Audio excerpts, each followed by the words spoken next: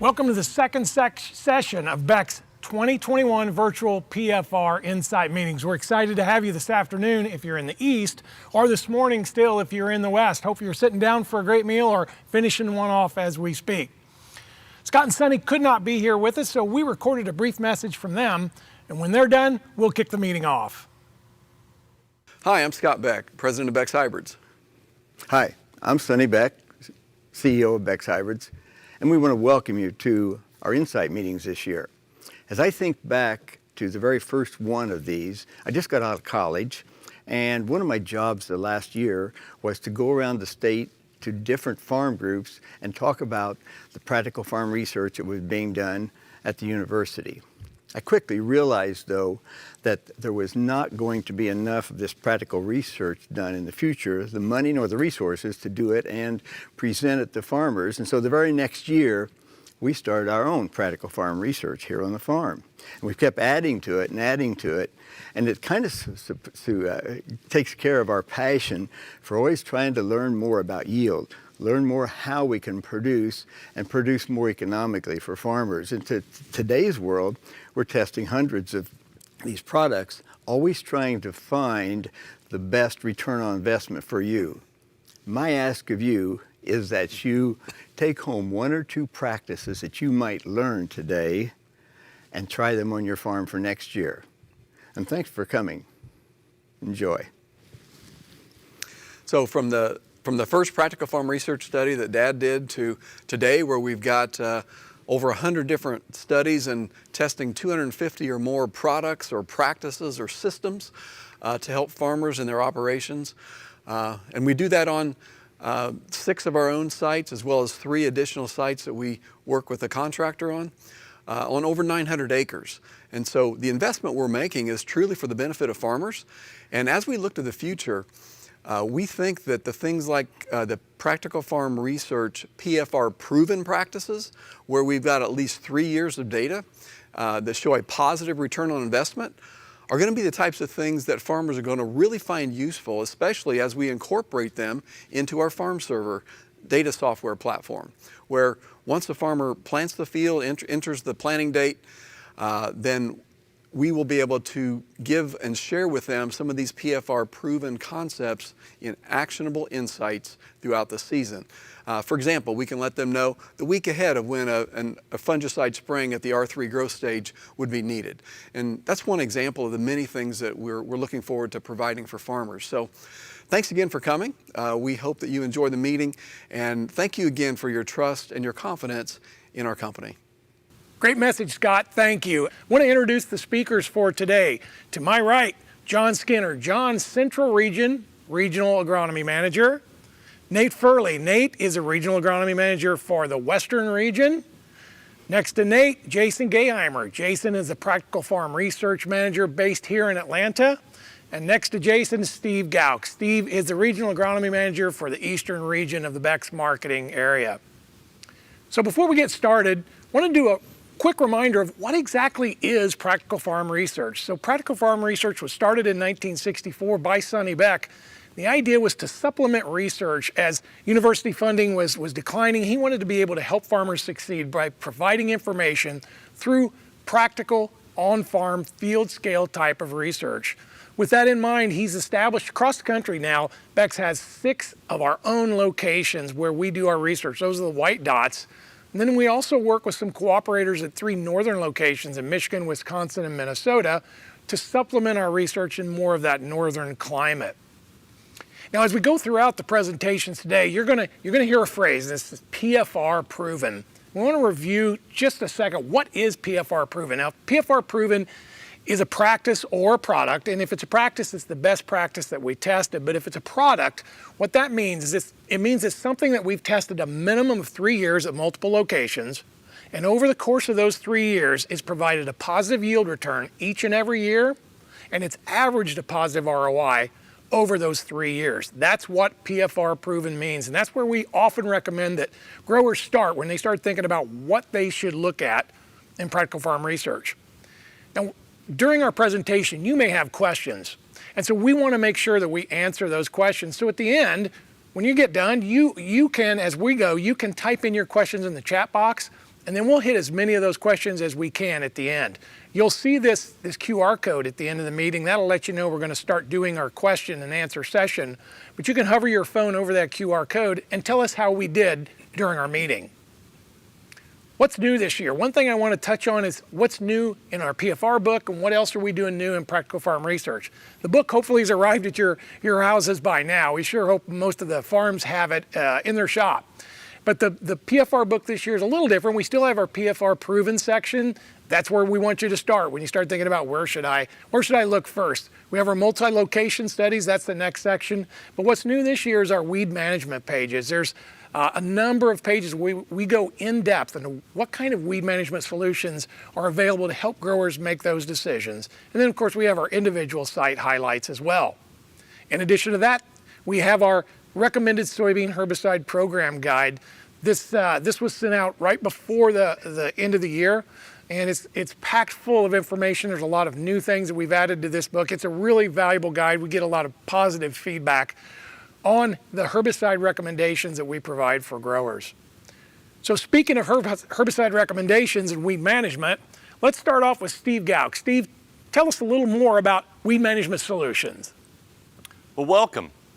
Like Jim said, my name's Steve Gauk, and we're going to talk about weed management solutions today, especially in soybeans. And that's what our focus is going to be in, and it's not going to be a focus on what traits. I'm not concerned about what trait you have in that soybean. We're going to focus on the system and the programs to be successful in your weed management solutions. First, we're going to talk about how do we improve weed control and help fight resistance. Because at the end of the day, that is our goal. Improve weed control, but we got to continue combating this resistant issue that we're having. Now, I want to thank Joe Bolte and our herbicide specialist team, as they've done a lot of research in PFR on weed management systems for soybeans. And here's one interesting study. We talk about a total program. Tillage can be part of that. So we look at a moldboard plow versus vertical till versus no-till here in this study. A few things I want to point out. Weed spectrum can be impacted by your tillage. The weed spectrum in the last 10 to 15 years has changed. And that's changed because partially our herbicides and partially because of tillage. So you think about moldboard plow, we bury a lot of those small-seeded broadleaves, they can't come up, but we see more large-seeded broadleaves from that aspect. No-till, we don't disturb that soil, small-seeded broadleaves such as mare's tail, kochia really survive. But if you look at the vertical till, we're actually seeding those weeds. And we actually see more weed pressure sometimes in a vertical till system as we're seeding those small-seeded broadleaves. But the big thing on this picture I want to point out is, as you look down each tillage pass, you'll see some green where there's weed escapes, but look at the sites of action. Ultimately, I don't care what tillage program you're in. When we use 3 sites of action, we're clean. When we use 1, we have breaks. So we're going to talk a lot today about multiple modes of action. We're going to touch first on powering the pre, the next step in the system. They say the sins of planting will haunt you all season. Well, the sins of a poor herbicide program early on will do the same. Pre-emerge residual herbicides are key to a successful program. In this study here, you see the picture on the left. 1 site of action herbicide followed by a glyphosate application 28 days after treatment. The white flags represent weeds that escaped. Middle picture, 2 modes of action in our residual, again, followed by just a glyphosate. Few weed escapes. The last picture on the right, we're looking at 3 sites of action. The Cadillac program of having 3 sites of action is where we want to be. Because PFR data actually shows us that going from 1 to 2 sites of action on a herbicide gives us a 29% increase in control. Going from 2 to 3 gives us 37% more control. That's a big deal at the end of the year. The other thing I really want you to focus on, post-herbicide application should not be a rescue anymore. They are part of our program, but they are not a rescue. The next big key is the power of in-season residuals. So these residuals need to be applied on the crop before it canopies, because we've got to get the residual on the ground. It's got to be on the dirt, not on the soybeans, to control those weeds. It stops them from coming up. Now, typically, your normal pre-emerge herbicides will start to break down about 28 days after treatment. That's when we start seeing escapes. We got to start thinking about spraying by the calendar now, going in at 21 to 24 days, laying in our post-herbicide, plus an in-season residual. That in-season residual is going to give us about 4 weeks of protection. We're trying to get to canopy. Canopy is our best weed control. Shade. So again, you look at the pictures. 1 mode of action, glyphosate. We see the flags, we see weed escapes. The middle picture, we still have 1 mode of action, not necessarily ideal, but we followed up with a residual with our post-herbicide. Much cleaner, a few flags there. We get here on the far right, we're looking again, we got a residual up front, adding residual post with a couple modes of action. The more modes of action, the better control that we have. Now we're going to shift into our post-herbicide applications. And again, we think about the traits in soybeans. Liberty is the key factor across all of them. It's going to be the driver, the main product to help us get our ideal weed control. But we've got to learn how to maximize Liberty in those post-applications. So first off, spray coverage is king. If you look here at this PFR study there on the left, 10 gallon of Liberty, 73% control. When we jump to 20, we go to 93. That's a huge jump. And I know a lot of guys don't want to up their gallons of water, so it takes time. But if I can get that much better weed control, why wouldn't I? The key to Liberty is it's a contact killer. So if you look at a mare's tail plant, everywhere there's a leaf, there's a chance for a growing point. We must cover every one of those growing points to get good kill. Not hard to do when we run gallons and a higher carrier rate, and you're going to hear a lot about that today. Now, weed selection or weed size is also very important. We're targeting that pop can and smaller size, below 4 inches, because we go back to that same concept. We must get coverage on every growing point. We can't have anything interfering with that. So you'll see the 6-inch versus the 12-inch. We have some escapes at 12-inch. Liberty can kill large weeds, but coverage is the key. So we're really targeting these small, 4 inches and less weeds. You'll be extremely happy with your weed control. Next is nozzles. If you look at these cards, the purple indicates water and coverage. So the better coverage we have, the better kill we have. And this is actually with Roundup or glyphosate and Liberty. Now, I've had guys say, hey, I've been doing Liberty for a few years. I don't get the control I used to. Why is that? A lot of it has to do with nozzles. They can wear out. So check your nozzles if you're seeing some issues. The other thing we've seen in PFR is time of day. The heat of the day is ideal when we're going out and spraying Liberty to get our best weed kill. We're also looking at AMS. AMS is extremely important to Liberty. If you look here on the left, Liberty plus glyphosate with no AMS, 78% control on water hemp. Probably not where we want to be. But we jump into 2 to 3 pounds of AMS, you'll see that our control jumps dramatically, both with straight Liberty and glyphosate. So ideally, you've got to run 2 to 3 pounds of AMS. Now we're going to move on to Enlist 1. So kind of a new product, right? Every new product we get excited about, but nothing's a silver bullet. There's strengths and there's weaknesses to every product. So let's talk about how to be successful with Enlist 1. Here we're looking at water hemp control 28 days after treatment. You'll see Enlist 1 plus Liberty at 20 gallons on the left side of your screen, 95% control on water hemp. Pretty impressive. We're pleased with that. But look as we go all the way to the far right. We see Enlist 1 plus Liberty at only 10 gallons, control drops dramatically. So even the Enlist 1 carrier becomes important. The other thing I want you to notice here on water hemp pressure, you'll see Enlist 1 has a partner product in every category. To really make that product shine, it needs help. It needs a backup product in there. If you end up with glyphosate-resistant mare's tail, Enlist 1 by itself or with the glyphosate is not going to be enough to control it. We must add Liberty. We must be at 20 gallons to make that successful in a heavy water hemp pressure. So here we're doing some nice pictures comparing just that. We have our untreated, our Enlist 1 plus glyphosate. This is 35 days after treatment. Now this is heavy pressure with some fallow ground, but you'll see we've got escapes. We're not controlling those resistant mare's tail or water hemp. Enlist 1 plus Liberty, much cleaner. Enlist 1 plus clethodim, again, the Enlist 1 misses some things. We actually see more grass strength by adding the glyphosate versus the clethodim. Another thing we're looking at here with the Enlist is back to the power and the pre. The more multiple modes of action we have up front, plus an in-season residual with the Liberty, 98, 99% control. I understand that those are going to cost a little more, but at the end of the day, to have that kind of weed control, not worry about it at harvest, be able to harvest when you want, increase your yields because of less competition, it'll pay for itself. Now we also need to look at maximizing extend flex in applications.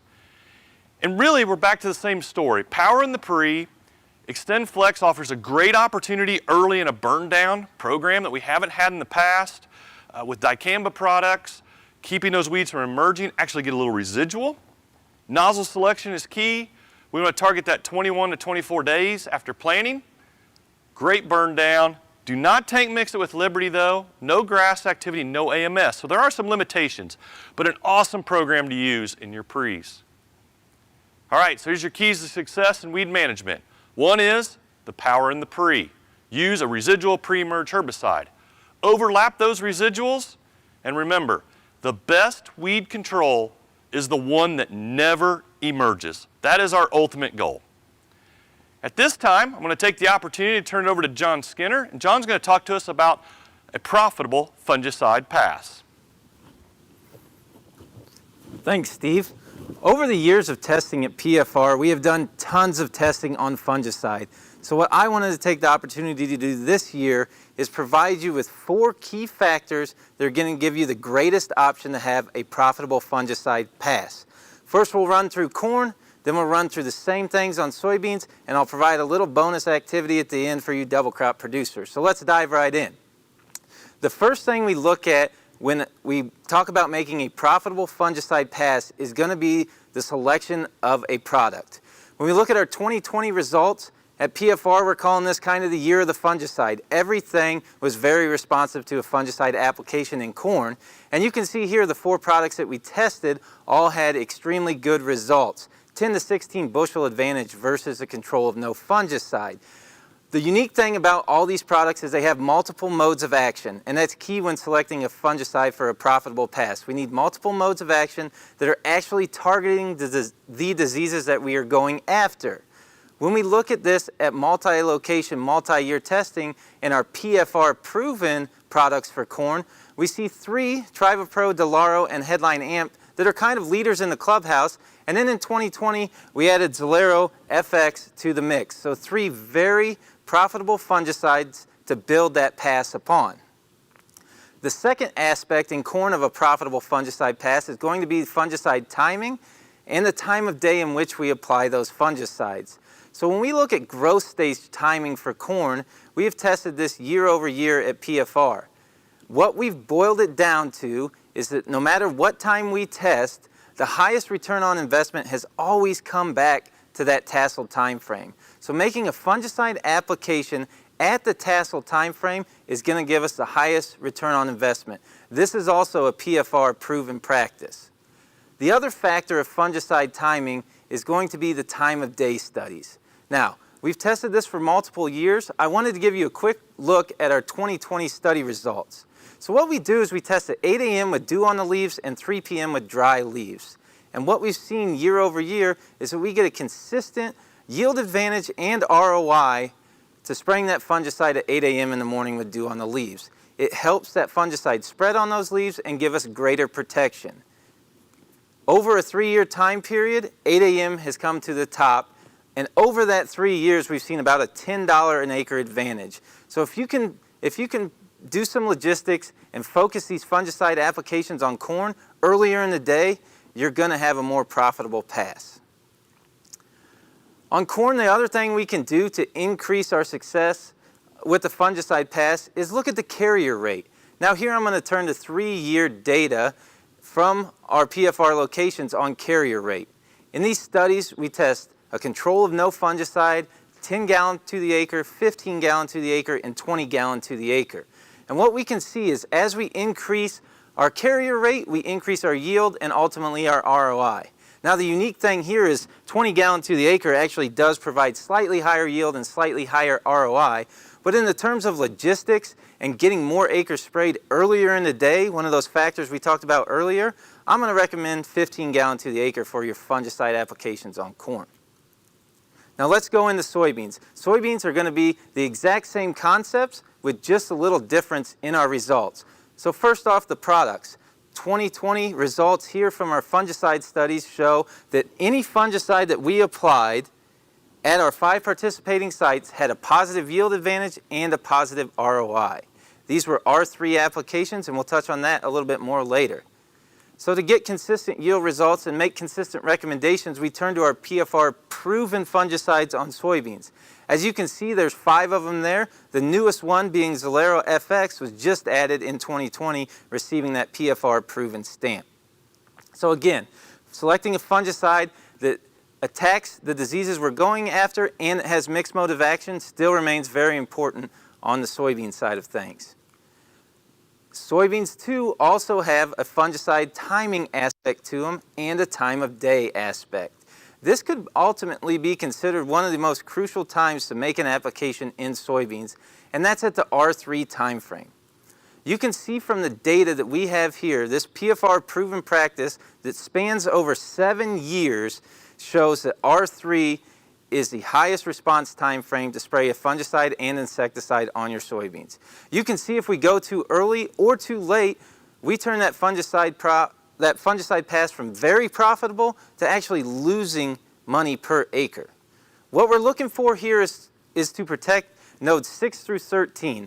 Those are going to account for about 70% of yield of that soybean plant, and they're generally present at R3. So that's what we're going for there.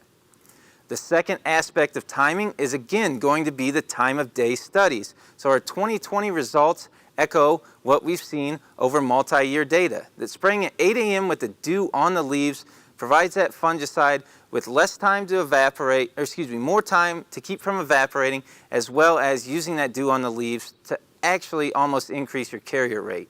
Multi-location data, again over a 3-year period, shows us that that 8 a.m. time frame is PFR proven and provides us the highest ROI per acre. The final topic on a profitable fungicide pass in soybeans, again, is going to be carrier rate. When we look at carrier rate on soybeans, we look at our multi-year data, and that shows that 20 gallon to the acre is our most profitable rate.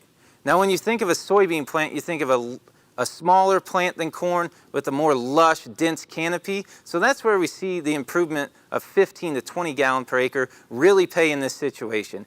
It allows us to get deeper into the canopy with those fungicides and protect more of that plant. Now, for the bonus material, our double crop soybeans. A lot of times when we think about double crop soybeans, we think about plant it, forget it, and hope the weather's right to provide us some yield there at the end. But one thing we found in 2020, if we sprayed our fungicides on our double crop soybeans in our southern locations at Kentucky and southern Illinois, we could see a huge return on investment, over $30 to the acre on those double crop soybeans. Now that's pretty impressive for the double crops, and we take that over a 3-year window using Zalero FX, and we can see a pretty consistent trend of yield results. Now we did see a little dip in 2019, but overall the 3-year average for applying fungicide on double crop beans is over $5 to the acre. So let's wrap it up here with the things I want you to take from this. The profitable fungicide pass relies heavily on 4 key components. That's the right product. Make sure we are using a product that targets the actual diseases we are going after. And select products with multiple modes of action, very similar to what Steve talked about in his herbicide talk. The growth stage is very important on both corn and soybeans. In corn, it's going to be at that tassel time frame, and soybeans, it's going to be R3. Very crucial stages. The time of day. Let's utilize that dew that's on the leaf to maximize those fungicide applications and spray earlier in the day. And the proper carrier rate, 15 gallons to the acre on corn and 20 gallons to the acre on beans to maximize that fungicide pass. Now I'll kick it back over to Steve Gauck for some in-season decision making. Steve? Thanks, John. I'm excited to talk about in-season decision making. We think about Beck's practical PFR and all the things we do, studying products and practices, and we make these great plans every year. Then all of a sudden, Mother Nature throws us a curveball, and we're standing out there in the field and we're going, well, now what should we do? What do we do to correct this issue? Well, we're taking part of PFR now. We're going to start looking at these in-season decisions and how we can make the right ones. I'm excited about these studies. Now, these are all just our first year, so they're 1 year of data. We're going to continue looking at them. But to give you an opportunity of what we're doing, let's take a look. First, we're going to talk about thin stand management and nitrogen in corn. So I've got a thin stand. What should I do with my nitrogen rate? Should I change it? So here's what we did. Here's how we created it. We took this meter out of a corn planter, plugged a few holes to create a sporadic population.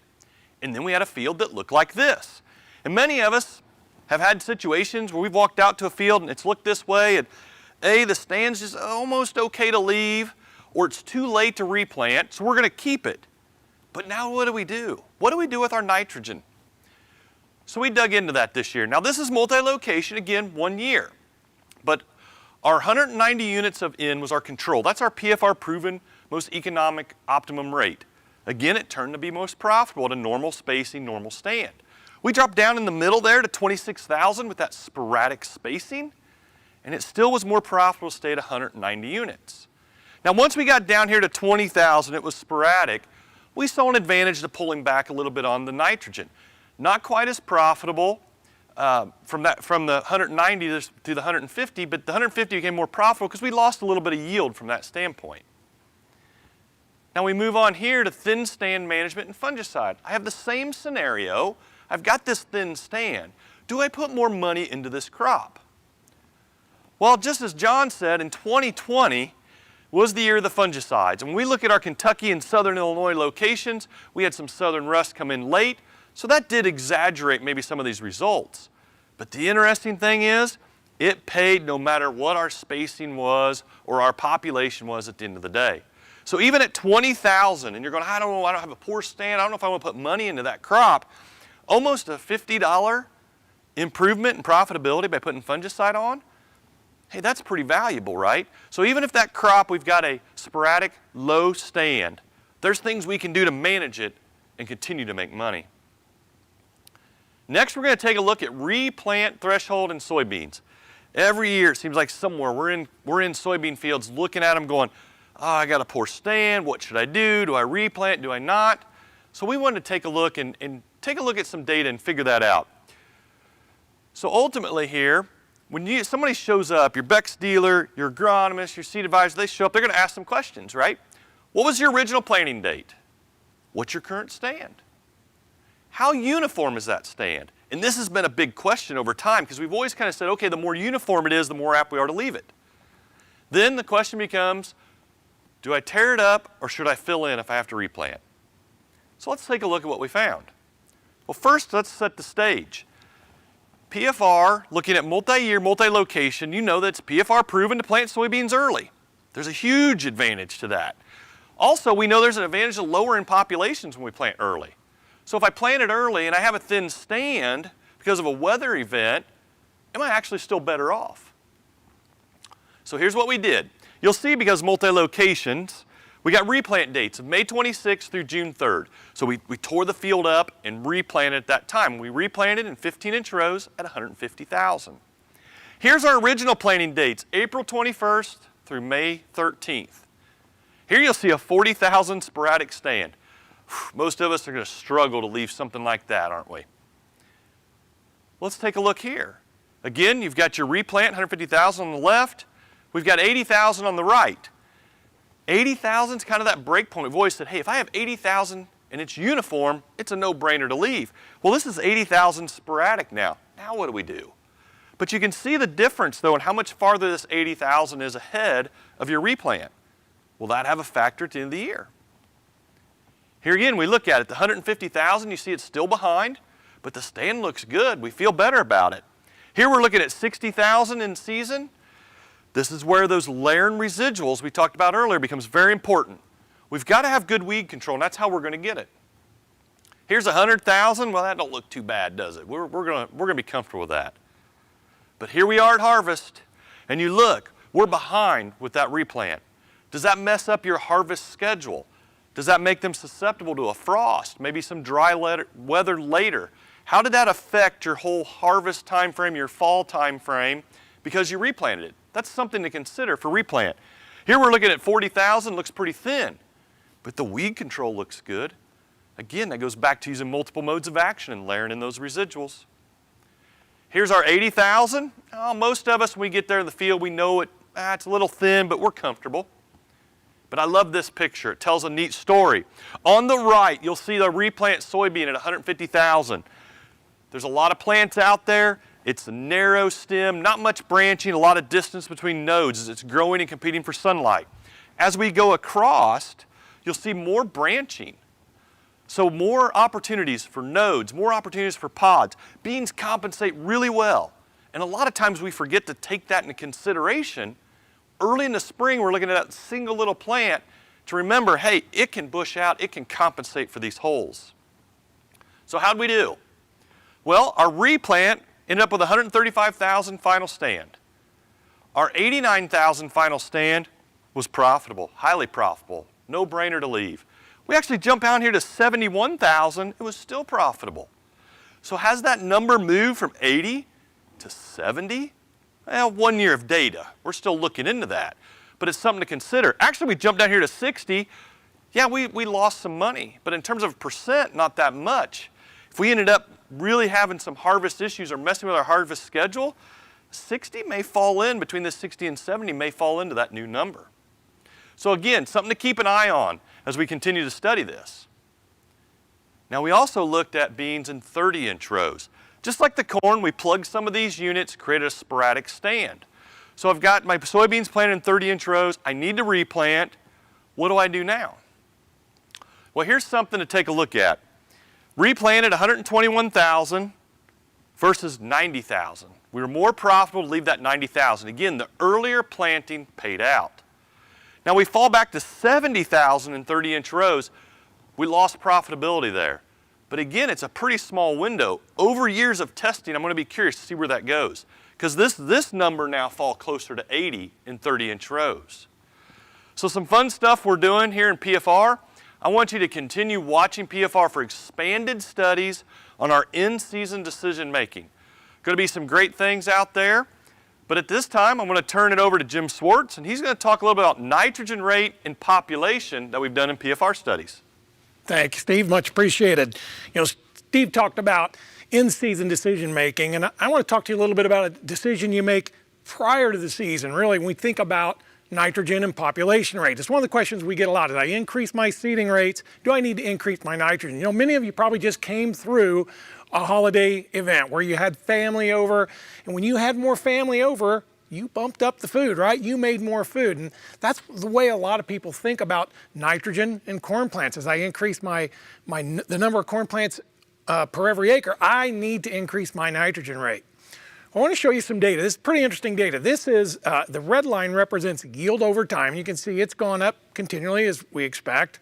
That blue line represents nitrogen usage over that same time frame. You can see right around the 80s, that started to level off, and yet our yields continued to climb. Now, the other interesting thing is, if you think about planting rates, seeding rates on corn, they've also continued to go up, but yet our nitrogen rates have kind of stabilized. Well, why is that? Well, one of the things we wanted to talk about was, what have the universities found as they've done their research? How have they evaluated this idea as well? So Purdue, what did Purdue find? They did a multi-year, multi-field study, and what they found was, really there is no evidence from the trials that higher nitrogen pays as we increase our seeding rate on corn. What about Iowa State? Let's go west. Let's go to different soil types, completely different environment. Iowa State did the similar kind of trial, multi-years, multi-fields. They found the same thing, that really there isn't a strong correlation between increasing your nitrogen as you increase your corn population, your seeding rates. Now, before I get into the PFR data, one thing I want you to understand is, look, nitrogen is a fickle element, and there's a lot of things that impact nitrogen. Rainfall, soil types, drainage, things like that. So what we're going to talk to you a little bit about is what we have found in PFR over a 3-year period. Now, what we found is 190 pounds of nitrogen seems to be our base rate. And so we tested off that to say, is that enough? Do we need to increase it? So in 2016, we looked at 2 different hybrids. One's more of a nitrogen hog, that's the 5665. 5829 tends to be more of a stable hybrid. And then you can see the green bars there, that's 38,000, the gray bar's 34,000, the yellow bar's 30,000. And what you find, regardless of the type of hybrid, for the most part, that 190 pound rate was the most profitable. Now, mind you, I'm saying the most profitable. I'm not saying it necessarily was the highest yielding every time, but hopefully most of you are in this to make money. And that's what we're finding in 2016. What we found in 2016 was that 190 rate overall tended to be the best.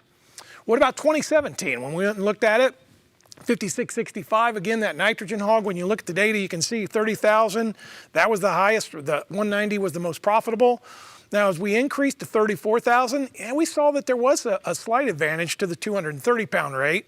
And then when we moved up to 38,000, really not a big response again, okay? What if we went to 5828, a more stable product in 2017? Here are the data again, 30,000, you can see that 190 rate, 34,000, not a response to increasing nitrogen. Likewise at 38,000, not a big response to increasing our nitrogen rates as we increased our seeding rates. How about 2020? We skipped a couple years. We started this study back up this past year. What did we find? You got 2 different hybrids and 2 different response rates. And what we've done is we've highlighted in each population there, we've highlighted what was the highest economic return. And what you can see is, for the most part, that 190 pound rate really was the most profitable. Well, let's take all that data and put it together then. What did we find? We take 3-year multi-location data. What we found is, sure enough, as you increase your seeding rates, we don't see a strong response to increasing our nitrogen rates. For the most part, that 190 rate tends to be the best. Now, one thing I want to reinforce here is this can change, right? If we have a year like 2015 where we had all that rain, sure, we're going to see a response to adding more nitrogen. But all things being equal, what we're trying to decide here and think through is simply by increasing my seeding rates, do I increase my nitrogen rates? The answer for us, and we think about the Purdue data and the Iowa State data, would tend to say, no, it doesn't appear to be the case. Well, then the question is why? Why would that be? That doesn't make sense. If I have more people at my dinner table, I'm going to need more food. Well, was nitrogen not the limiting factor? Probably not. Nitrogen is in many years, is the limiting factor, but probably not. Is it because we've improved our placement, our timing, and the stabilization of nitrogen? Are we getting better with our nitrogen utilization? I think that's a big key. In PFR, we've tested a lot of products that do a better job of putting that nitrogen closer to the row where the roots exist. I think the other big factor as it relates to why this works is mineralization. You think about the available nitrogen in your soils, I think we are getting more mineralization from our soils. I think we're getting more mineralization deeper in our soils, especially as we do a better job of improving the oxygen levels in our soil. I think we're mineralizing and getting more nitrogen from mineralization of the organic matter than we probably give ourselves credit for. So as we think about fertility, we talked about nitrogen and seeding rates. What about placement, broadcast versus strip till banding? John, let's hear about that. Thanks, Jim. This topic is really exciting because this is the first year of multi-location testing for it, and broadcast versus strip till is something that's happened throughout the Corn Belt. A lot of farms incorporating a strip till application. So the reason for this is pretty simple. When we look at placement of our granular fertilizer, we look at banding on the left-hand side versus broadcast and the tillage that could happen afterwards. When we look at banding directly below the seed, we put that fertility in a zone in which the plant can get to it early and they can access it season long. If you look at the chart on the right, well, if we broadcast, top dress, and don't do any tillage, we can see that land and stratify on the surface of the soil.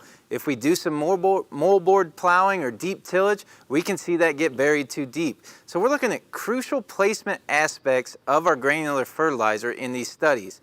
The other reason we really wanted to test it was the data from the University of Illinois. And this is a 2017 publication that encompassed crop years 2014 through 2016. And basically what it shows is you place your fertility farther away from the row, your yield is declining. So in this particular example, when fertility was placed at 0 inches away from the row, directly below where that was planted, the highest yield was achieved. So that's definitely something we thought we should look at. So single year testing in 2019 gave us some very interesting results. You can see from the data on the screen that any fertility that was banded out-yielded our control of a broadcast application of 150 pounds of potash and 150 pounds of MAP. And that's pretty impressive when you look at we cut the fertility rate below 50% to 40% with those banded applications and saw a higher ROI in that scenario. So what did we do for 2020 and going forward? We tested at Indiana and Kentucky this year for yield results and ROI.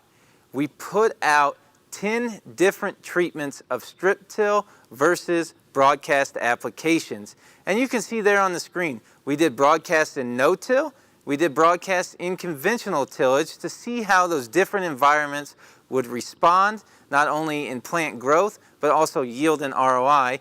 And then we did strip till applications all the way down to 25% of our control rate. So 37.5 pounds of MAP and 37.5 pounds of potash to see if there were any ill effects to those plants, see if we lost yield, or see if we didn't capture ROI by cutting our fertilizer costs. The next step in this process was evaluating the plants throughout the season. And we did that in a variety of different ways. So here's a chart from our tissue testing at the Kentucky site. So what we were looking to do was measure the nitrogen, phosphorus, and potassium concentrations in those leaves and make sure they fell in a normal zone in R1. That gave us some insight to see if there would be any deficiencies during grain fill that we couldn't see with the naked eye. And this chart gets a little bit busy, but you can see all those, regardless of the application, regardless of the tillage, regardless of the placement, all stayed in a fairly normalized row, especially the P and K that we cut significantly on some of those strip till applications. So that gave us some pretty good hope going throughout the season that we'd see decent yield results and positive ROI. Some pictures from Indiana. This is about V7 corn.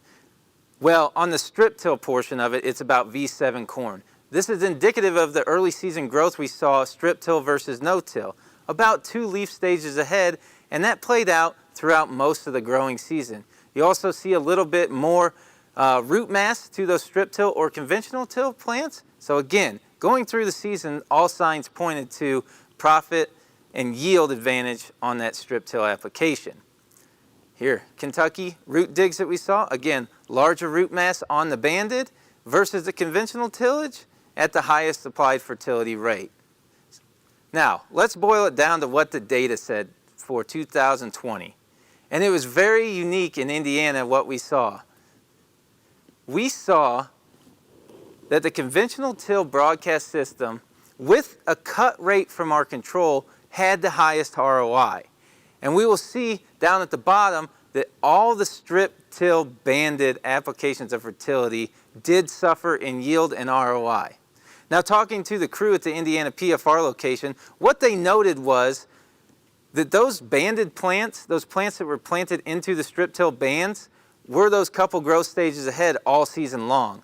When it came to pollination time frame, they hit a bad streak on weather. High temperatures, low rainfall, dry, which ultimately hurt the yield there.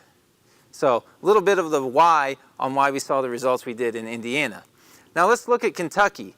Totally opposite trend here. Our strip till banded with a large decrease in applied fertilizer provided us with the highest ROI. Now this necessarily wasn't the highest yield, as you can see from the data on the screen, but giving us the option to cut our applied fertility down and still have a respectable yield level and ultimately the highest ROI, that's what we were looking for out of these studies. These studies will continue to be done to improve on multi-location, multi-year data to provide you some more valuable insight. But right now I'm going to turn it over to Nate Furley for some agronomy integration with our digital platform of FARMserver.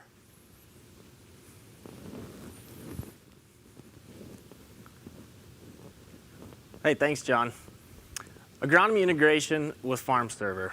Emphasize on the agronomy. FARMserver is our web-based precision ag platform that's a tool designed to help you make more profitable decisions. It's a hub for all of your data, your in-season planting data, application data, and yield data that, combined with the tools in FARMserver, help you to make decisions based on facts. For instance, the ROI calculator, a great tool that helps identify where some of those parts on the farm maybe aren't making as much money as some of the other parts. But what about the agronomy side of it? If we look at connecting it all together from an agronomy side of it, how do we take all this great information that we're learning from practical farm research and make it more available to you on your farm?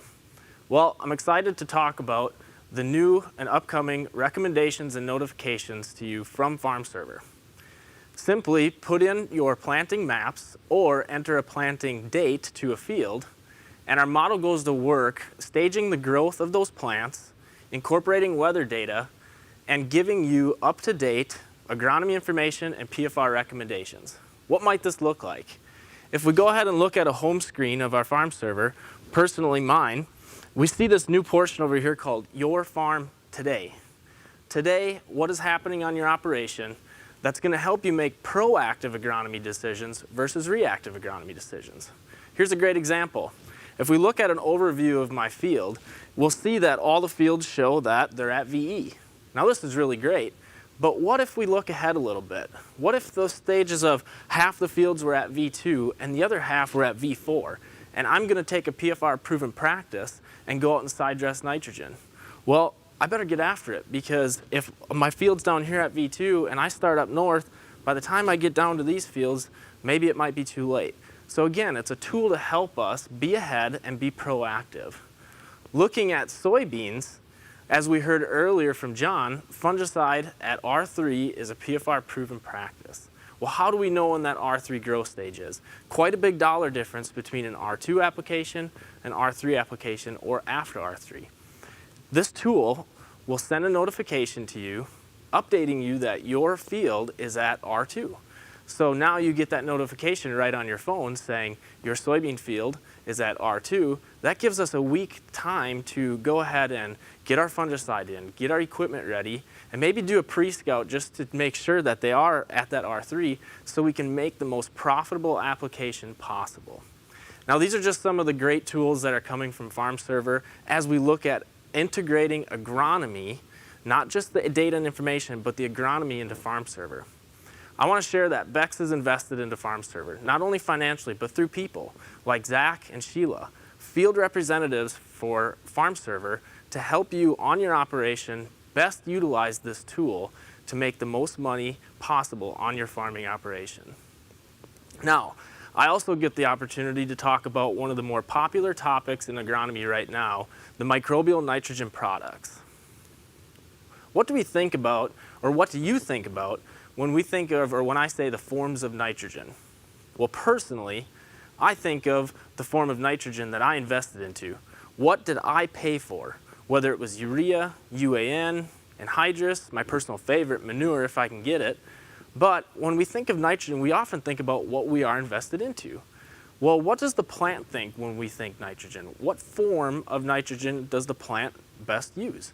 Is it UAN, urea, NH3? Well, we have to understand that it's a biological process.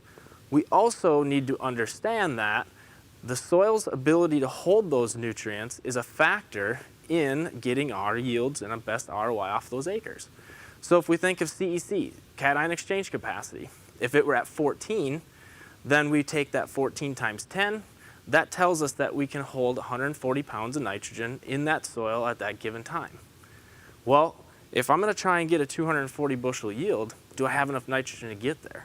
If I put 190 pounds of nitrogen on that 14 CEC, am I at risk of losing 50 pounds? Yeah, it depends on the environment, but you are at risk about losing it. So that's where the PFR proven practice of spoon feeding or split applying that nitrogen comes in.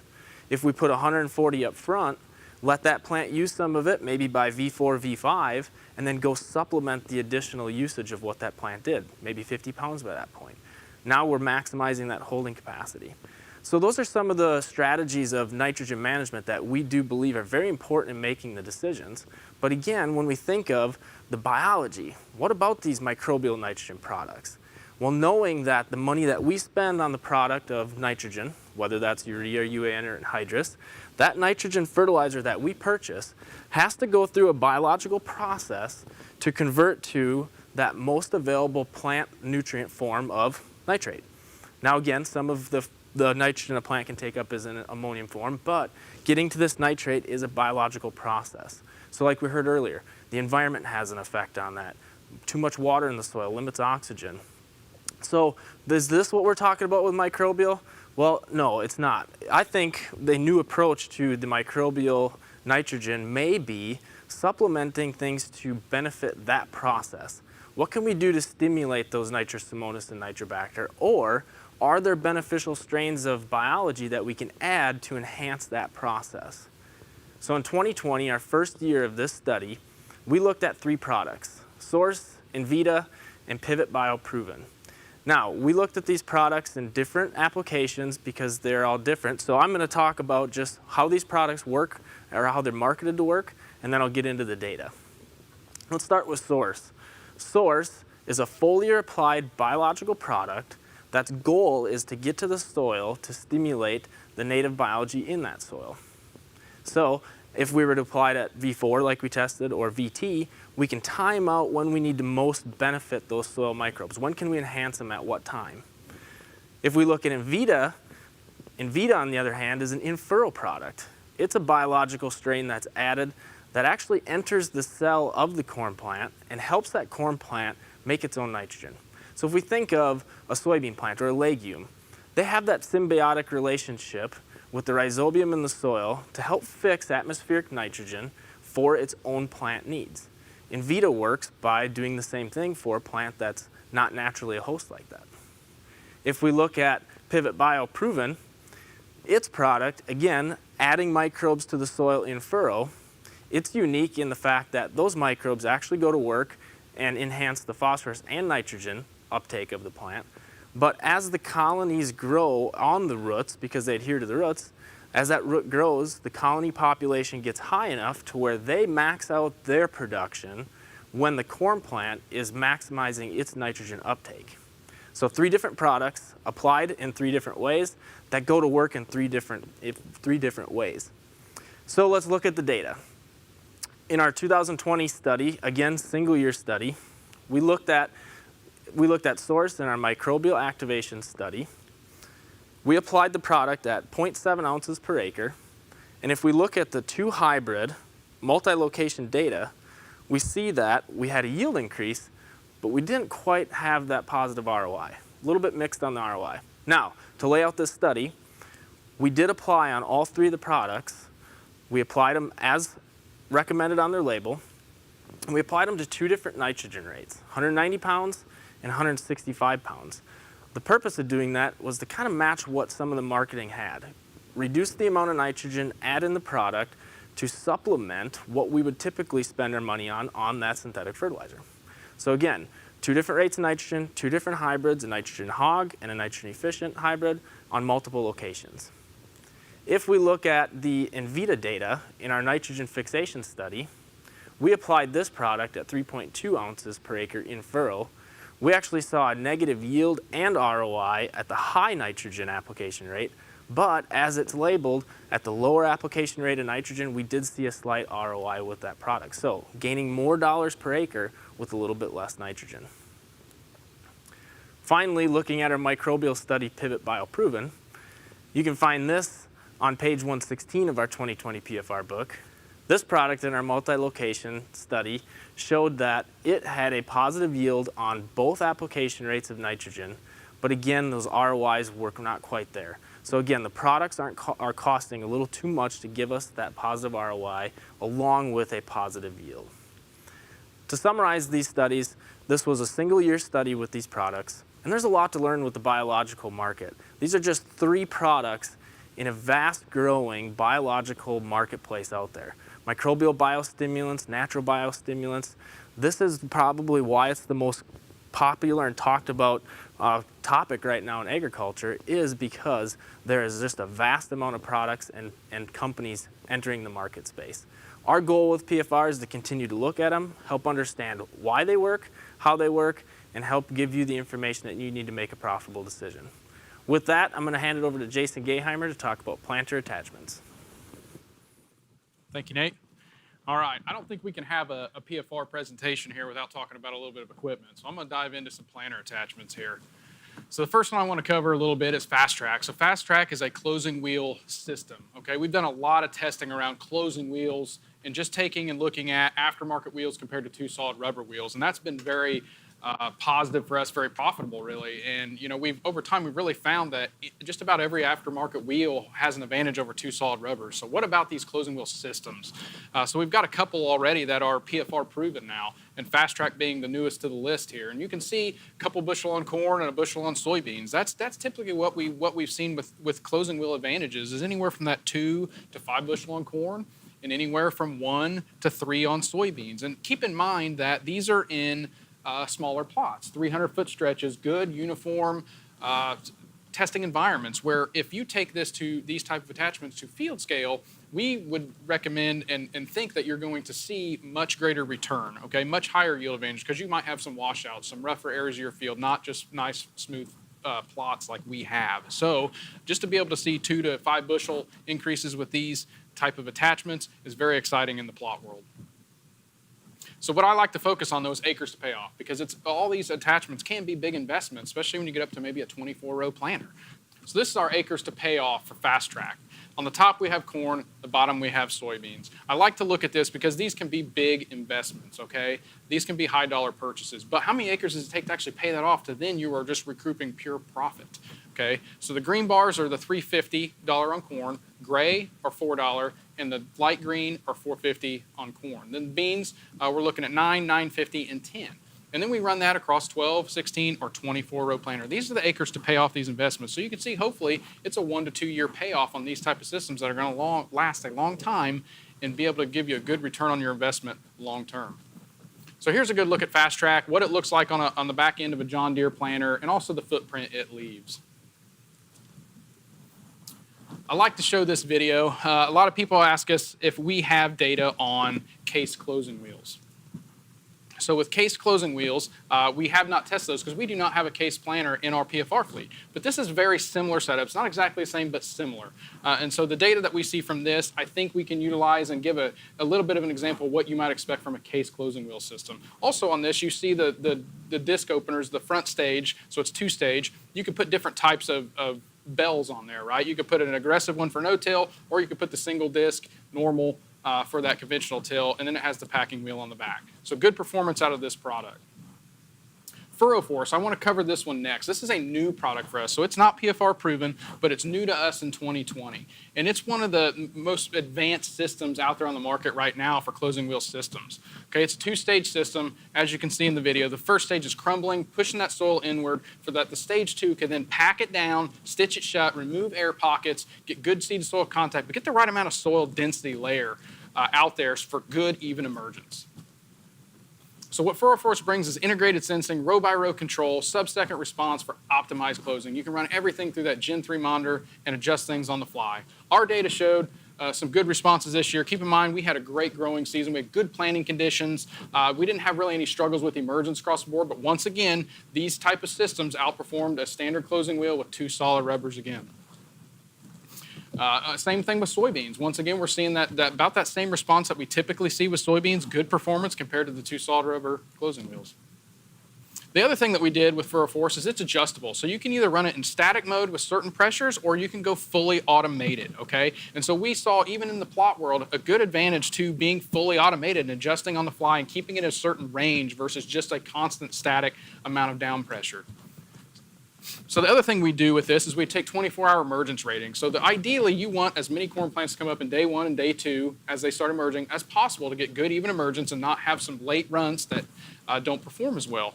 And so you can see with the fully automated version here, we had the most plants come up in day 1 and 2 with running that fully automated setting compared to the static pressures. Another evaluation we like to take is root digs. And so once again, another great example of seeing that fully automated system was just better to have a more robust, uniform root system compared to some of those static pressures. Soybeans, here we go again. Good yield results, especially with that fully automated setting. So good data from Furrow Force. Really excited to continue to test this and see if it can be another PFR proven product for us in the future. The last one I want to touch on real quick is Conceal. So we've done a lot of testing around 2x2x2. Conceal is now PFR proven for us.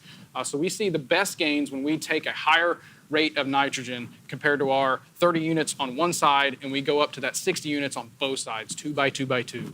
Okay? And so we've got 3 PFR proven 2x2x2 systems now, Yetter, Martin, and now the newest Conceal. And so acres to pay off, we want to get to that, right? That's what we want to answer here, is how many acres to take to pay off. Here's corn at that same dollar amounts, 12, 16, 24 row planter. Hopefully this is an investment you can put and you can pay it off in 1 or 2 years, okay? A lot of guys, I think we're going to pay this off in 1 year, okay? And I know it is a big expense up front. We get that a lot, but this is what's going to help you make that driving decision, is you really don't have to cover that many acres to get it to pay off, and it's pure profit from there. So we want to thank you for joining us for our 2021 Insight presentation. But if this left you hungry for more, I would encourage you to go to our website. We have deep dive agronomic videos for each one of these topics for you if you want to learn a little bit more about them. At this time, I'd also encourage you to get out your smartphone, hover over the QR code, scan that in, and take our survey. We'd love to get your feedback on the presentation and how we did and how we can better ourselves in the future. Thank you very much. At this time, I'm going to turn it over to Jim Schwartz, and we're going to start our question and answer session. Thanks, Jason. Great job. All right, we're going to spend the next 20 to 30 minutes answering your questions. But as we go, if you continue to have questions, don't hesitate to put them in the chat box. We'll try to get to them as we go here throughout the next 20 or 30 minutes. So first question on the board says, have you seen early season damage with the introduction of metribuzin products like Fierce MTZ and soybeans? Steve, I'll let you take that question. Yeah, so with every herbicide, there's always a risk of damage. Not everything's always 100% safe. So understanding what is your situation, knowing the label restrictions and being conscious of that. So if we're in a high pH soil, for example, yes, we could see some concerns with metribuzin. But at the same token, metribuzin is a great chemical on water hemp and mare's tail. So it's a great part of that mix in that residual.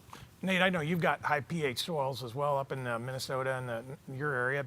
Any comments or thoughts there? Well, like Steve said, high pH, soil structure, soil type, organic matter, all those things play a factor in which is going to be the best pre-emerge or combination of sites of action for the farm.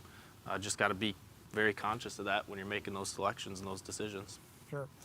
John, I'll start with you on this question. It says, grower, he's hesitant to run a spray rig, worried about damaging his crop, a high clearance machine.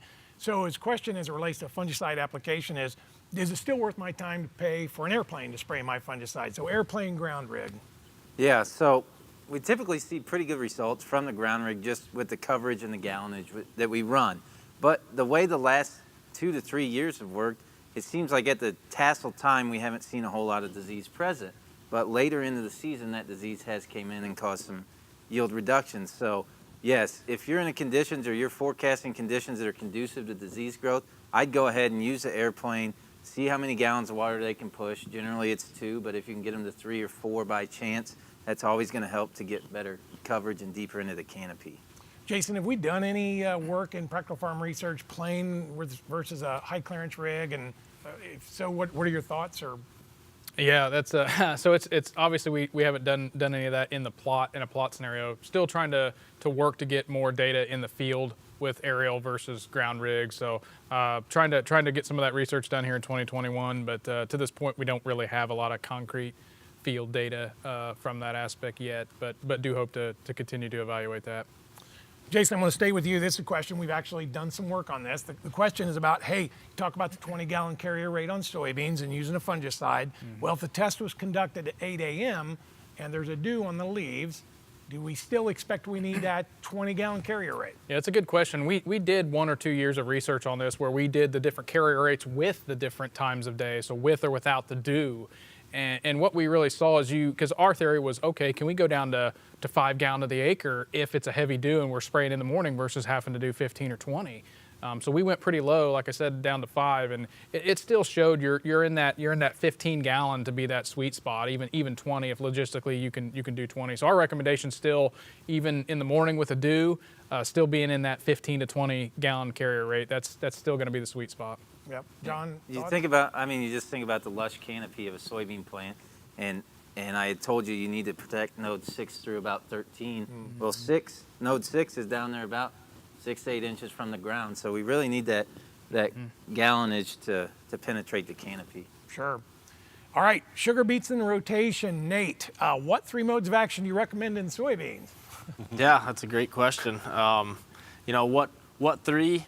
We when we look at our herbicide recommendation guide, it's something that we're actually working on right now as we speak. Joe Bolte, our herbicide specialist, is putting together a list of best recommendations and best practices. I believe we're in the final stages of editing of that, and we should be seeing that here within maybe a week or 2.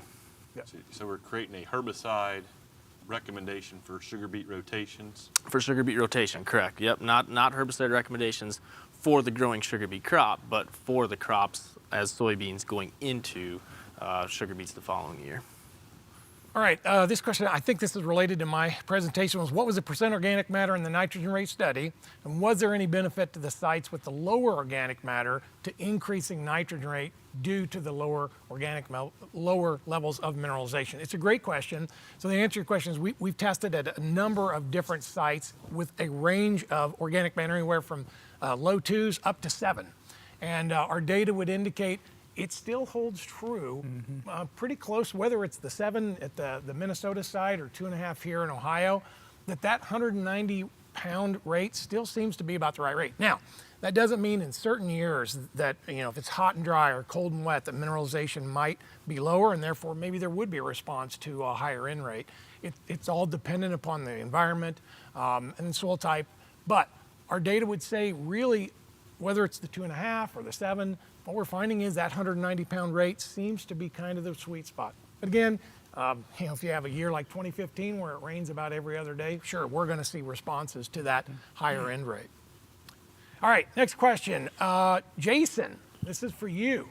What results have you found with multi-hybrid planters through different management zones? Oh, that's a great question. So like I mentioned a little bit ago, definitely check out the deep dive videos that we're going to post later in the week or next week, because on the planter attachment deep dive, we go into our most recent updated multi-row multi-hybrid research, and I'll give you a little sneak peek of what that entails. Is what we're testing is we're testing different row spacings, hybrids, and population throughout the field on the fly, right? We've done a lot of multi-hybrid research, but since we started that, 8 years ago, hybrids have evolved differently. We breed hybrids differently, and every year that went on, there was just a little bit less of an advantage to varying your hybrids throughout the field. Now, don't get me wrong, hybrid selection is very important, but with our most recent data of multi-row multi-hybrid, when we're looking at row spacing, hybrid selection, population, when we break that data out, ranking most important to least important in terms of what affected the yield, it was row spacing, followed by population, followed by hybrid. So there's a big benefit from our initial 2 years of research with being able to vary row spacing, population, and hybrid throughout the field and not just one. I'm probably going to go to a couple of you on this question. The question simply says, Coulter side dress UAN versus wide drop UAN versus top dress urea. Steve, I'll start with you. I'll throw you this one. Jason, I may go to you after that. Yeah, so this becomes an interesting topic all the time in terms of, okay, if I want to side dress UAN, am I putting that nitrogen too far away from the root system? Can they get there? The wide drop, I run the risk of losing some of that. And then also the top dress urea. We almost have to have a rain to get in. So as I step back and I think about those three systems, the Coulter to me is the most efficient. I know I'm getting that nitrogen in the ground. I know I'm going to have it, I can use a stabilizer. I can keep it there. That's where the roots are going to get to. I do like the wide drop thing. We've done some testing at PFR, and I think Jared Chester over in Ohio did the fun little bucket. The corn's a funnel, and here's how much water comes down and catches that. And so I do see some advantages to the wide drop. Top dress urea makes me the most nervous. I've got to have that rain. I've got to have a lot of situations right. I know it's very cost effective for a lot of you, but it does have the most risk. Yep. John, any additional thoughts there? No, it goes back to the old, what's more important with nitrogen? Is it the placement or is it the getting it in the ground type thing? Because like you said, you have risk both ways. You have risk that the top dress urea or UAN doesn't, or wide drop UAN doesn't get effectively mixed into the soil, but then again, you put your Coulter on and put it 15 inches away from the base of the plant, and we know about 80% of the roots on a corn plant are within 3 or 4 or 5 inches around that corn plant, so you're asking a small portion of your root mass to do potentially a lot of the work there. So. Yep. Well, I think the other thing to factor in too is the timing of when that corn plant may need that nitrogen.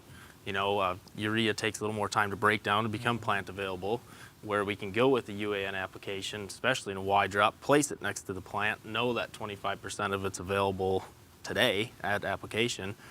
So I think it comes into the system is what really comes into play. And maybe a better question would be is what do you have available to you on the farming operation? It may be easier to start with that if I have a Coulter applicator, what can I do to better that application?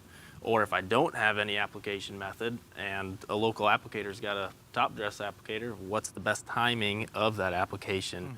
Because we know that splitting that nitrogen is just so beneficial in that ROI calculation at the end of the year.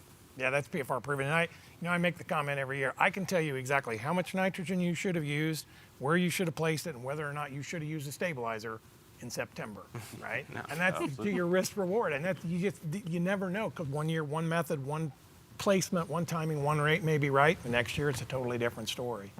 So, all right, Nate, we'll start with you and then we'll go to John on this one. Could salt loads from the dry fertilizer in the strip with late dry weather also contribute to lower yields?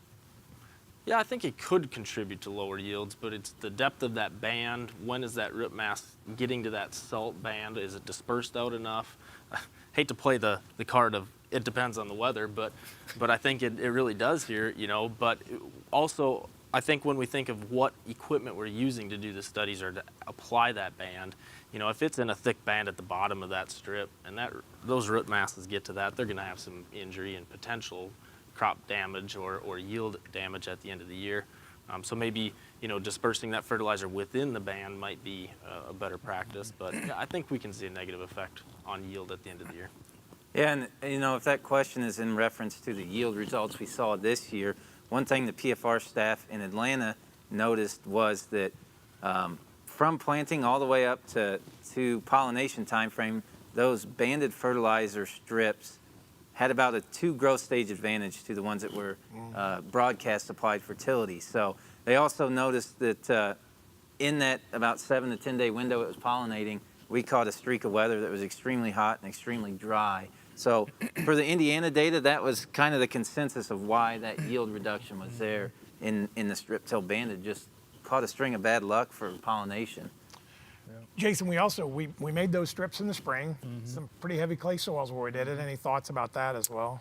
Yeah, I mean, I agree with both Nate and John, right? But and we did have that pollination played a key factor in the yield results at Indiana. But I do still think once it hits that band and you're putting that much salt, that much fertilizer right there in that zone, I do think you're also killing and hurting some of the good beneficial microbe and living organism right there in that area, which, you know, once you extract some of that benefit of that band, then I think it starts going backwards, or could, where I like John's comment of, and we're going to be looking at this year, instead of using the shank traditional strip fertility, we're also going to be looking at I'm going to call it a strip zone broadcast, right, where we just incorporate it in a 8-inch strip and about 4 inches deep, kind of mixed in right there. We're going to be using a Yetter, they call it their CC, like strip freshener type of unit, where we're going to apply that fertility in that strip zone versus the deep shank where you're kind of concentrating it in a pile. And I personally think we might have better success without the shank, without putting it in a pile, but still concentrating it in a strip till zone, right? But not in a pile down where the roots are all going to hit it in one spot. Another new study for next year, right? Steve, how much yield drag, if any, is there on E3 beans? That's a pretty loaded question, right, at the end of the day.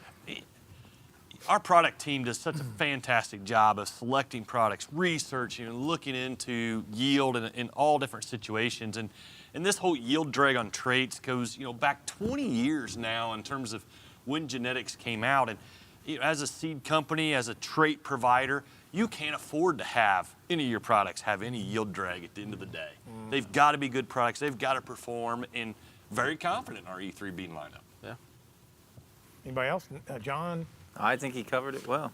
Yep. I think you choose your soybean varieties for yield and defensive traits, and then, like you said, we've got great choices in any of the lineups. So I will say now with the Extend Flex having the Liberty option available in it, and the Enlist having the Liberty option post, it may be one of those situations where you can just choose the best bean for the best acre. If it's a defensive package, if it's a yield, soil type, drainage, that's an option we got now there.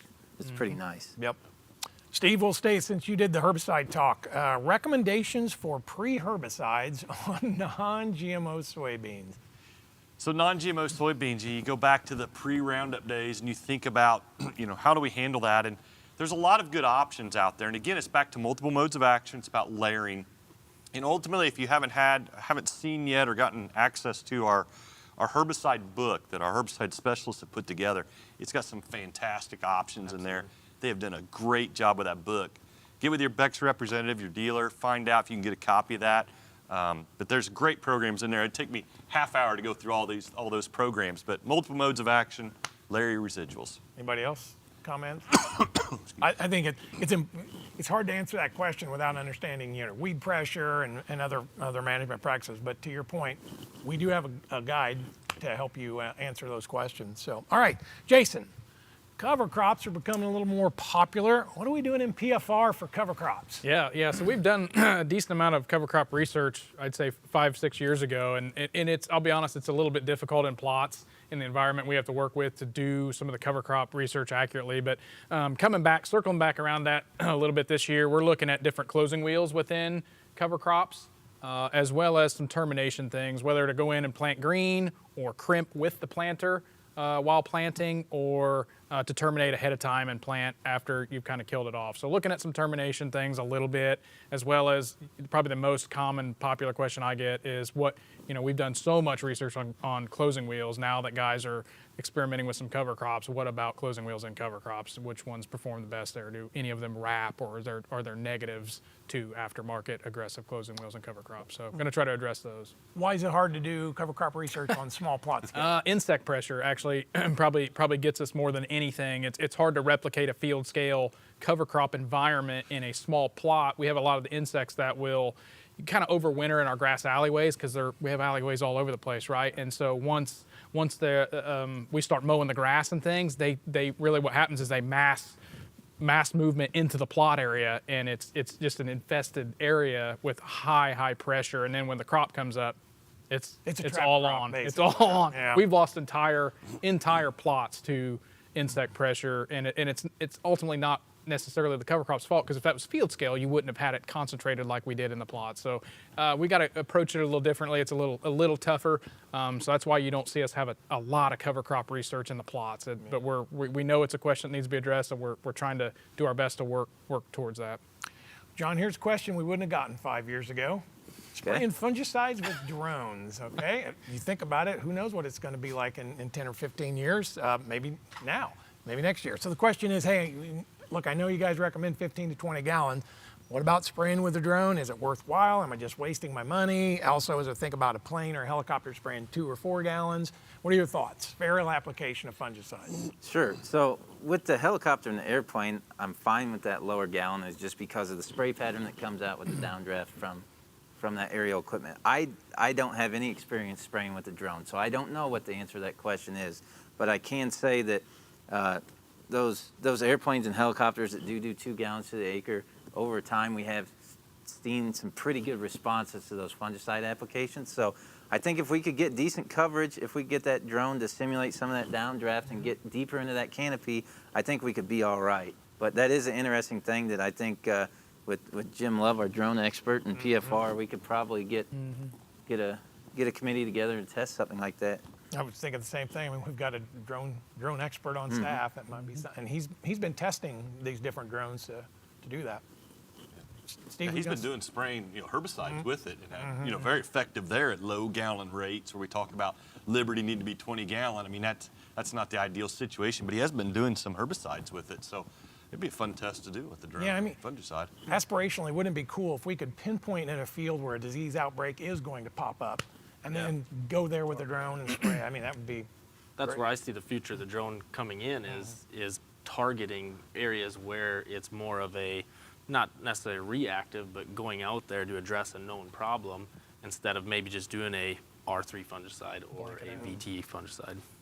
Speaking of soybeans, Nate, how about the growth model in the FARMserver platform? It's going to work for beans. Yeah, it is. And I think when I think of the model, I get more excited about it in soybeans because we look at the data from a fungicide application at R3 being a positive ROI, R2 or after R3 being a negative ROI. It's pretty crucial to hit that window.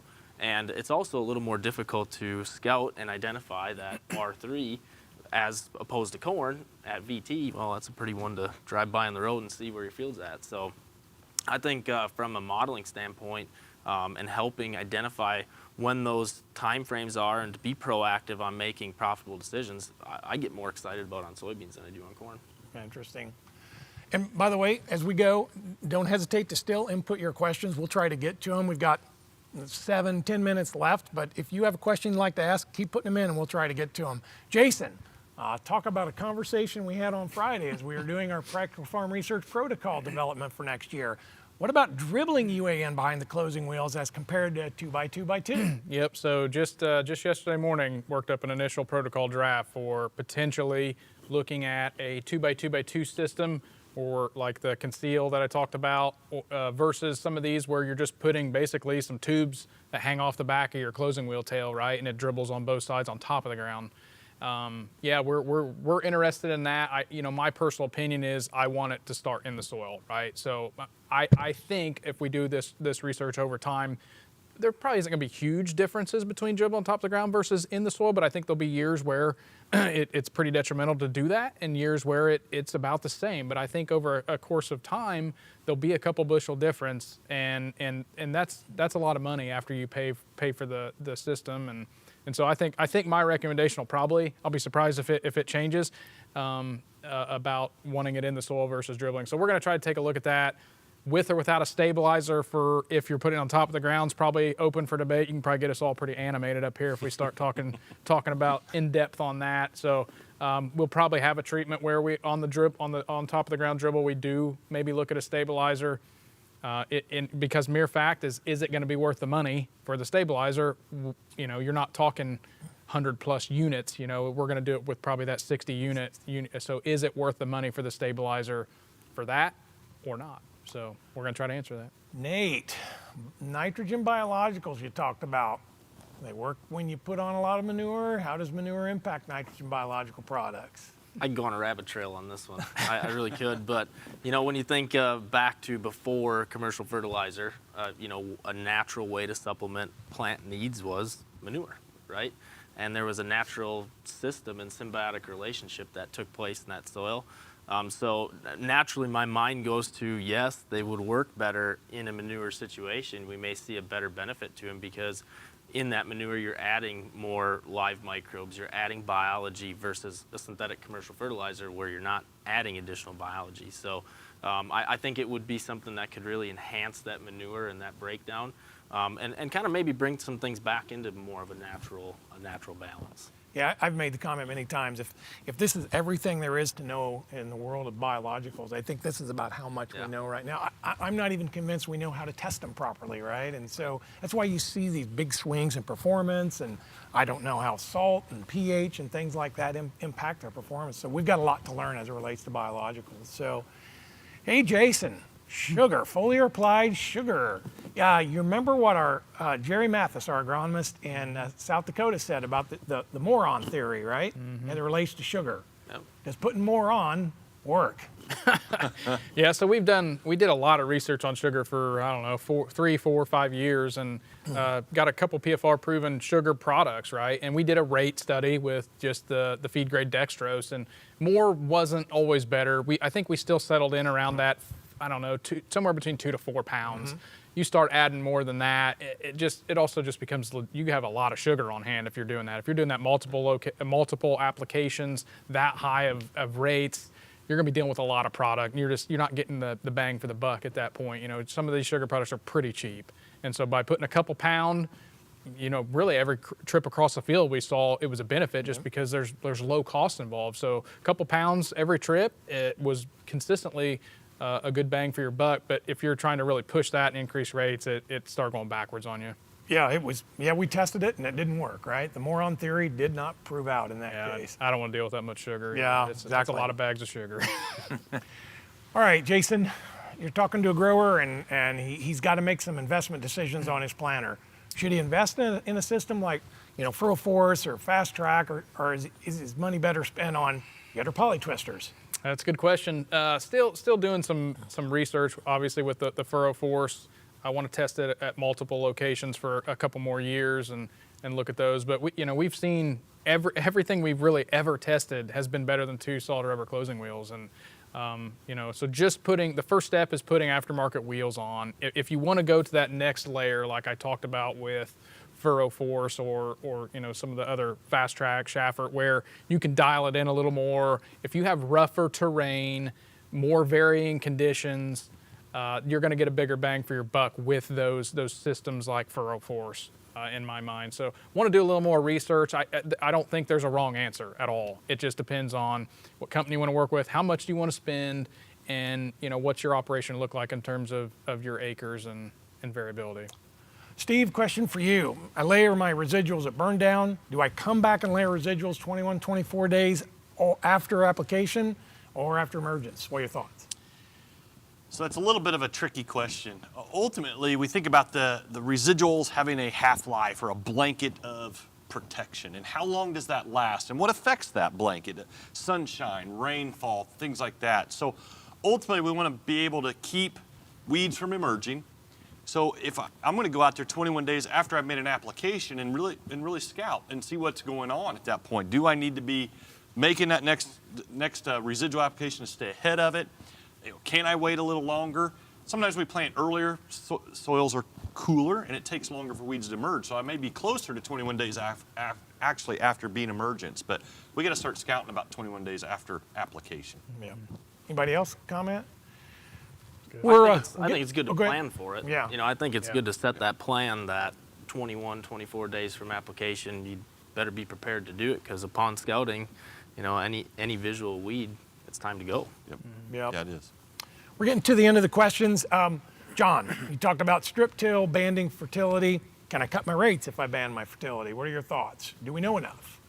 I think we've got some good data in PFR to say, probably with a lot of certainty, that we could reduce our applied fertility rate if we're concentrating it in a band. So we still need to test it more at PFR, but my long-term studies that I have out in the countryside with strip till, we've cut our fertilizer rate 30 to 40% by keeping it in a concentrated band and not seeing any change in soil test results. So right now I'm pretty confident that there can be a reduction as long as it's consistently placed and you're doing that precision placement. But right now through PFR, we need a couple more years of testing and maybe some new initiatives with equipment we use to really dial that in. But yeah, I would say you could see a reduction in fertilizer cost or use rate. Jason, back to our meeting on Friday.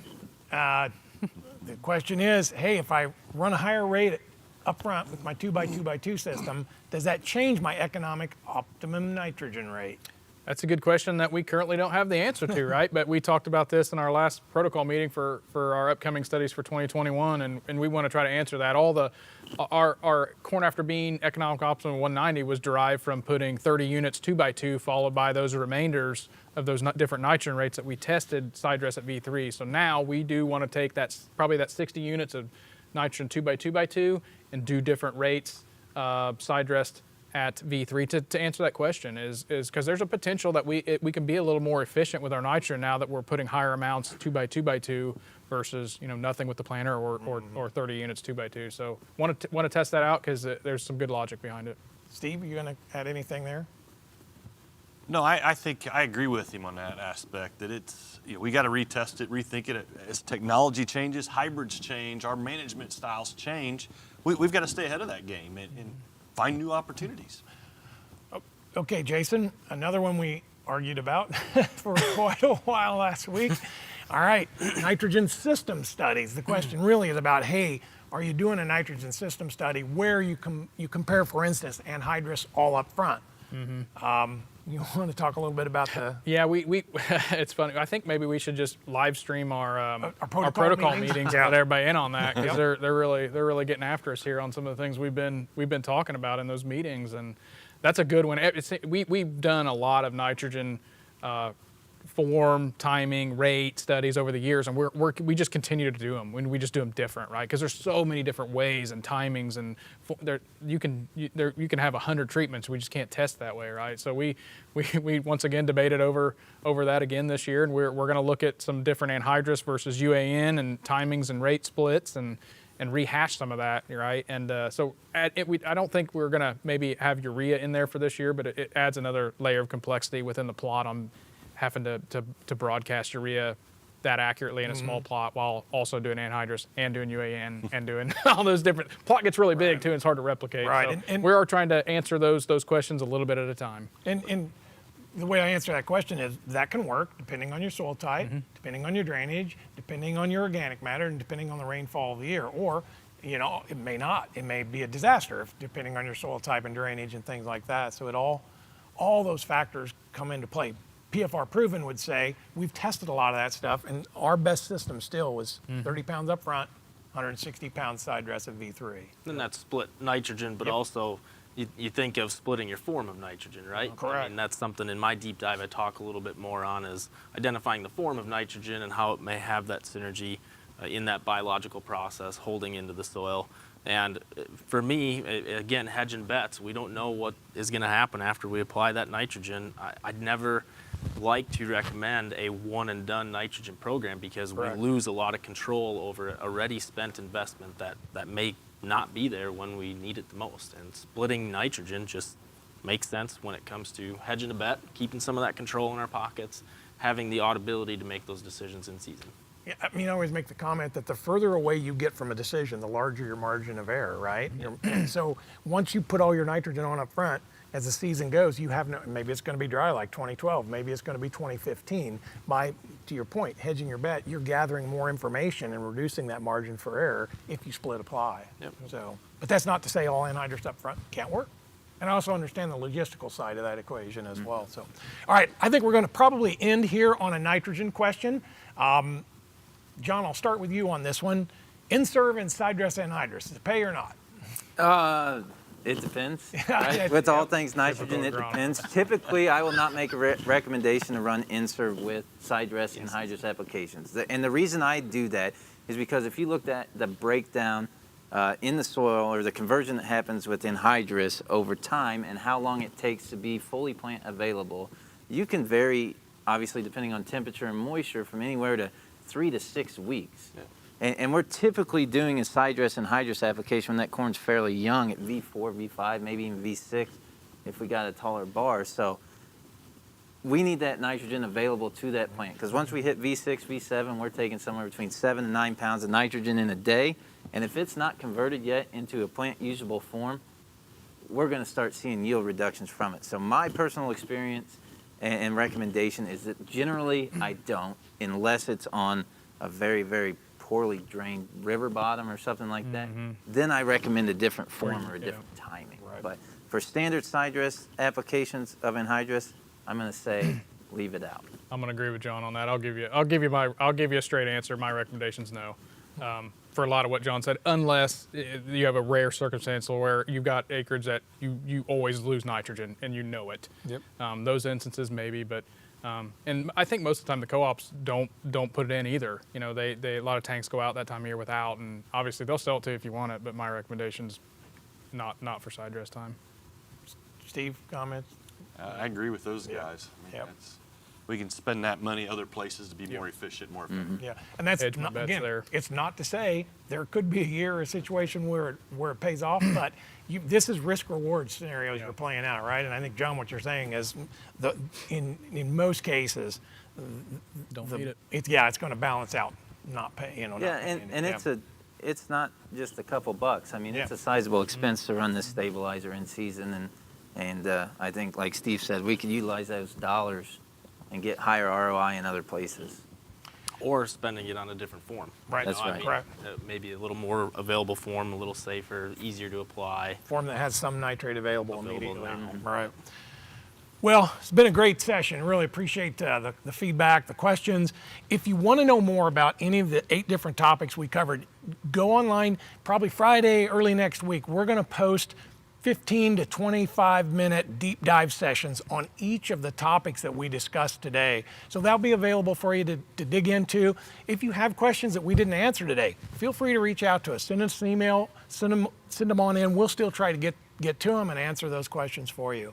Otherwise, we really appreciate your time today. We're honored that you chose to spend the afternoon with us. And thanks for joining us for this PFR virtual Insight meeting. Thanks again. Have a great day.